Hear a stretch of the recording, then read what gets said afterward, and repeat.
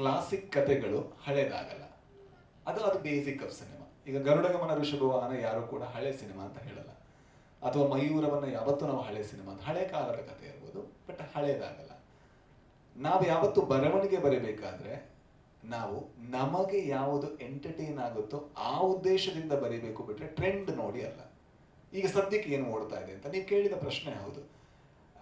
ಈ ತರ ರೋಮಾಂಚನ ಇರ್ಬೋದಾ, ಅದ್ರ ಇನ್ಸ್ಪಿರೇಷನ್ ಇರ್ಬೋದಾ, ಅದು ನೋಡ್ಬೇಕಾದ್ರೆ ಹಾರರ್ ಟಚ್ ಬರ್ಬೇಕಾದ್ರೆ ಅದು ಅನ್ಸೋದು ಸಹಜ. ಬಟ್ ಈ ಕಥೆ ಆಗಿದ್ದು ಒಂದು 6 ವರ್ಷದ ಹಿಂದೆ.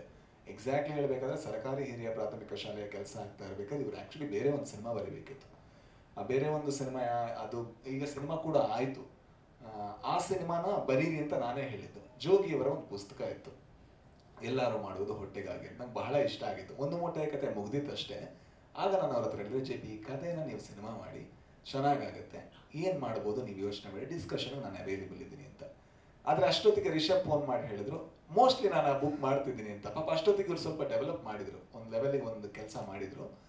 ಆ ಕೆಲಸ ಮಾಡಿದ್ಮೇಲೆ ಇವ್ರು ಸ್ವಲ್ಪ ಡಿಸಪಾಯಿಂಟ್. ನಂಗೆ ಹೇಳೋದು ಹೇಗೆ ಅಂತ ಗೊತ್ತಾಗಿಲ್ಲ. ಪಾಪ ಇವ್ರು ಒಂದಿಷ್ಟು ಕೆಲಸ ಮಾಡಿದ್ದಾರೆ. ಆಮೇಲೆ ನಾನು ಫೋನ್ ಮಾಡಿದ್ದೆ, ಈ ಥರ ಆಯಿತು, ಬೇಜಾರಾಗುತ್ತಾ ನಿಮಗೆ ಅಂತ. ಅವರು ಸ್ವಲ್ಪ ಮಾತಾಡಿಲ್ಲ. ಸಾಯಂಕಾಲ ನನಗೆ ಒಂಥರ ಗಿಲ್ಟ್ ಆಗೋಕೆ ಶುರು ಆಯಿತು. ನಾನು ಹೇಳಿದೆ, ಇದು ಬಿಟ್ಟಾಕಿ, ಬೇರೆ ಏನಿದೆ ನಿಮ್ಮ ಹತ್ರ ಹೇಳಿ, ನಿಮ್ಮ ಹತ್ರ ಏನಿದೆ ಆ ಕಥೆಯನ್ನು ಮಾಡೋಣ ಅಂತ.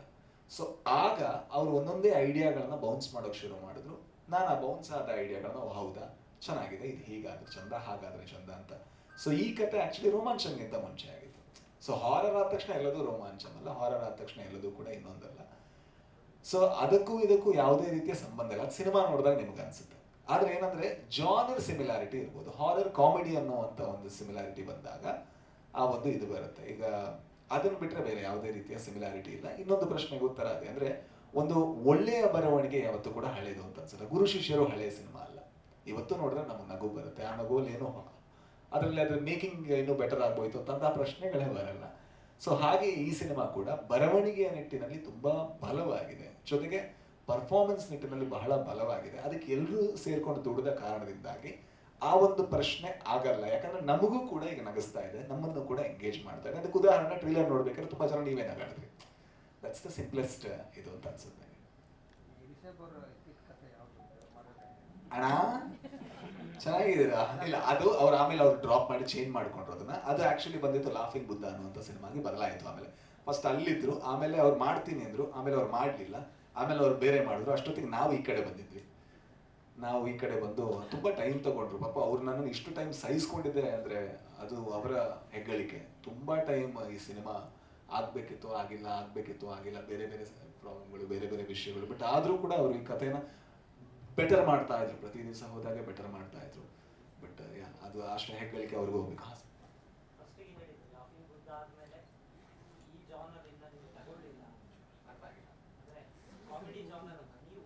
ಲಾಫಿಂಗ್ ಬುದ್ಧ ಅಲ್ಲ, ಇದು ಒಂದು ಮೊಟ್ಟೆ ಕಥೆ. ಕರೆಕ್ಟ್. ಅಂದ್ರೆ ಅದು ಸರ್, ಮನುಷ್ಯ ಅಂದ ಮೇಲೆ ಎಡುವುದು ಬೀಳೋದು ಅದು ಸಹಜ ಅಂತ ಅನ್ಸುತ್ತೆ ನನಗೆ.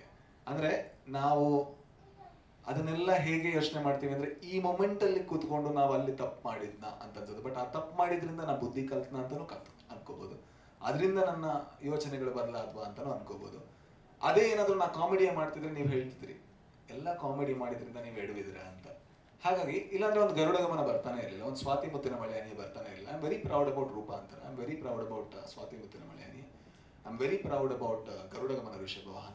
To be we couldn't deliver the same film that we wanted. ಅದೊಂದು ಬಿಟ್ರೆ ಬೇರೆ ಯಾವ ಸಿನಿಮಾಗಳನ್ನು ನೀವು ಪಾಯಿಂಟ್ ಮಾಡಿ ನೀವು ಎಡವಿದ್ರಿ ಅಂತ ಹೇಳೋ ಆಗಿಲ್ಲ. ಹಾಗಾಗಿ ಐ ಥಿಂಕ್ ಒಂದು ಸಿನಿಮಾ ಎಡಬೇಕಾದ್ರೆ ನೀವು ನಮ್ಗೆ ಕ್ಷಮೆನೂ ಕೊಡಬೇಕು ಅಂತ ನಾನು ಅನ್ಕೋತೀನಿ.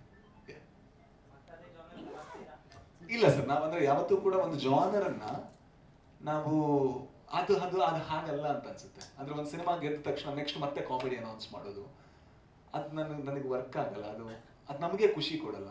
ದುಡ್ಡಿನಿಂದ ಹೋದಾಗುತ್ತೆ. ಯಾವ್ದು ವರ್ಕ್ ಆಗುತ್ತೆ ಅದಕ್ಕಿಂತ ನಾವು ಬಂದಿದ್ದೇ ಸರ್, ನಿಜವಾಗಿ ಅನ್ಕೋಬೇಕಾದ್ರೆ ನಾವೆಲ್ಲ ಕೂಡ ಹೆಚ್ಚಿನವರು ಇಲ್ಲಿ ಭಾಗ್ಯವಂತರು ಅಂತ ನಾವು ನಮ್ಮನ್ನು ಅನ್ಕೋತೀವಿ, ಕನ್ಸಿಡರ್ ಮಾಡ್ತೀವಿ. ಯಾಕಂದ್ರೆ ನಾವು ಬಂದಂತಹ ಊರಿಂದ, ನಾವು ಬಂದಂತಹ ಜಾಗದಿಂದ, ನಾವು ಬಂದಂತಹ ಫಿನಾನ್ಷಿಯಲ್ ಸೆಟಪ್ ಇಂದ ನಾವು ಸಿನಿಮಾ ಮಾಡ್ತಿರೋದೇ ದೊಡ್ಡತನ. ಅದರಿಂದ ನಮ್ಗೆ ದುಡ್ಡು ಸಿಗ್ತಾ ಇರೋದೇನಂದ್ರೆ ನಮ್ಮ ಭಾಗ್ಯ. ಅದರಿಂದಾಗಿ ನಾವು ಒಂದು ಸಕ್ಸಸ್ ಆದ್ರೆ ಮತ್ತೆ ಅದ್ರ ಹಿಂದೆ ಮತ್ತೊಂದು ಅದೇ ರೀತಿ ಮಾಡುವಂತ ಪರಿಪಾಠ ಇದ್ರೆ ಗರುಡಗಮನ ನಾವು ಮತ್ತೆ ಗ್ಯಾಂಗ್ಸ್ಟರ್ ಸಿನಿಮಾನೇ ಮಾಡಬೇಕಿತ್ತು. ಸ್ವಾತಿ ಮುತ್ತಿನ ಮಳೆನೇ ಅಗತ್ಯನೇ ಇರಲಿಲ್ಲ. ಅದು ನಮ್ಮ ಇಂಟೆನ್ಷನ್ ಅಲ್ಲ. ಹೊಸತನದ ಹುಡುಕಾಟ ಯಾವಾಗಲೂ ಇರುತ್ತೆ. ಇದು ಹೊಸದು, ಇದು ಒಂದು ಮೊಟ್ಟೆಯ ಕತೆ ಅಲ್ಲ, ಇದು ಹೊಸದು. ಈ ಸ್ಕೇಲನ್ನು ನಾವು ಯಾವತ್ತೂ ಲೈಟ್ ಅದ್ಭುತದಲ್ಲಿ ಅಚೀವ್ ಮಾಡಿಲ್ಲ, ಇಷ್ಟು ಜನಗಳನ್ನ ಇದನ್ನು ಯಾವತ್ತೂ ಅಚೀವ್ ಮಾಡಿಲ್ಲ. ಐ ಥಿಂಕ್ ಮುಂದೆ ಆದರೂ ಕೂಡ ನಾವು ಜಾನ್ರಿಗೆ ಸ್ಟಿಕ್ ಆಗಲ್ಲ. ನೀವು ಜಾನ್ರಿಗೆ ಸ್ಟಿಕ್ ಆಗಿರೋ ಎಷ್ಟೊಂದು ನಿರ್ದೇಶಕರನ್ನು ನೀವೇ ಬೈತಾ ಇರ್ತೀರೋ ಎಲ್ಲ ಒಂದೇ ಥರ ಅಂತ. ಸೊ ನಮಗದು ಅರ್ಥ ಆಗಲ್ಲ ಸರ್. ಇದು ಇಲ್ಲಿ ಟೈಟಲ್ ಅಲ್ಲಿ ಮ್ಯಾಪ್, ಗೂಗಲ್ ಮ್ಯಾಪ್ ತರ ಇದೆ, ಅದೇನದು? ಅದೇ ಸುಲೋಚನಾ ಫ್ರಮ್ ಸೋಮೇಶ್ವರ. ಸೋಮೇಶ್ವರ ಅಂದ್ರೆ ಜಾಗದ ಹೆಸರಾದ ಕಾರಣ ಗೂಗಲ್ ಮ್ಯಾಪ್ ಲೊಕೇಶನ್ ಅಂತ. ಸುಲೋಚನಾ ಅನ್ನೋದಕ್ಕೆ ಒಂದು ಬಿಂದಿ ಬರುತ್ತೆ, ಸೋಮೇಶ್ವರ ಅನ್ನೋ ಜಾಗಕ್ಕೆ ಒಂದು ಲೊಕೇಶನ್ ಬರುತ್ತೆ. ಅದರಲ್ಲೇ ಅದನ್ನ ಪೋಸ್ಟರ್ ಅವರು ಹೇಳೋದಕ್ಕೆ ಪ್ರಯತ್ನ ಪಟ್ಟಿದ್ದಾರೆ, ಒಂದು ಬಿಂದಿ ಜೊತೆಗೆ ಒಂದು ಲೊಕೇಶನ್. ಕರೆಕ್ಟ್ ಅಣ್ಣ.